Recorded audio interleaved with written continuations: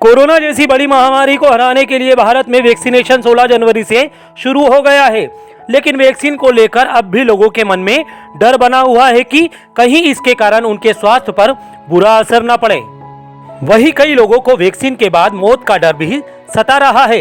Corona vaccination के बाद मौत होने के दावे को एम्स डायरेक्टर ने खारिज किया है। एम्स के डायरेक्टर रणदीप गुलेरिया का कहना है कि किसी भी वैक्सीन से किसी भी इंसान को रिएक्शन हो सकता है। उन्होंने कहा कि मुख्य रूप से लोगों को माइनर रिएक्शन जैसे फीवर, बॉडी पेन, शरीर में दर्द या जहां पर टीका लगा हो वहां पर दर्द होता है, लेकिन ऐसा भी केवल 10% लोगों के साथ ही होता है और इसमें घबराने की कोई बात नहीं है। ऐसा होना स्वाभाविक होता है। डॉक्टर गुलेरिया ने ये स्पष्ट कर दिया कि वैक्सीनेशन से ऐसा कोई भी साइड इफेक्ट नहीं होता जिससे मौत हो जाए। दरअसल लोगों के मन में वैक्सीनेशन के बाद मौत का डर देश में घटी 2 घटनाओं से बैठा है। कर्नाटक में 43 वर्षीय स्वास्थ्य कर्मचारी ने 16 जनवरी शनिवार के दिन दोपहर के समय कोरोना का टीका लगवाया था। सोमवार तक वो ठीक है, लेकिन इसके बाद उनकी हार्ट अटैक से मौत हो गई। मामले में स्वायत्त सरकारी संस्थान श्री जयदेव हृदय रोग विज्ञान और अनुसंधान संस्थान के निदेशक डॉक्टर CN मंजुनाथ का कहना है कि कर्मचारी की मौत मात्र एक संयोग है, इसका कोरोना के टीके से कोई लेना देना नहीं है। वहीं उत्तर प्रदेश के मुरादाबाद में 46 वर्षीय स्वास्थ्य कर्मी महिपाल की मौत भी कोरोना के टीका लगाने के बाद हुई। डॉक्टरों ने उनकी मौत का कारण हृदय और फेफड़े संबंधी रोगों को बताया। वहीं उनके परिवार का आरोप है कि मौत कोरोना का टीका लगने से हुई है। महिपाल को इस प्रकार की कोई बीमारी नहीं थी, उसको बस बुखार और खांसी की शिकायत थी। महिपाल मुरादाबाद के दीनदयाल उपाध्याय अस्पताल के सर्जिकल वार्ड में वार्ड बॉय के पद पर काम कर रहे थे।